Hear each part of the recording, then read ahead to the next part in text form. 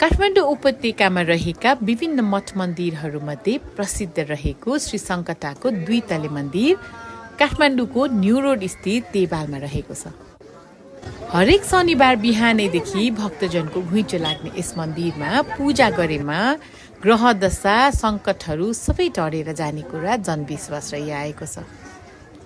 यस शक्तिपीठको स्थापना बारे भने यकिन गर्न अन्योल भए तापनि सङ्कटाको स्थापना तान्त्रिक गुरु बन्धु दत्तले गर्नुभएको मानिन्छ भने लिच्छवी राजा गुणकामदेवले मन्दिर बनाउनु भएको कुरा मानिन्छ।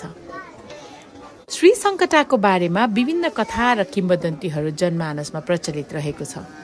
सोही मध्येको एउटा प्रचलित किम्वदन्ती अनुसार लिच्छवी राजा नरेन्द्रदेवको पालोमा राजा तान्त्रिक गुरु बन्धुदत्त र ललित च्यापुसँगै गएर कामारू कामाक्षमा श्री रातो मच्छिनाथलाई लिन जानुभएका थिए।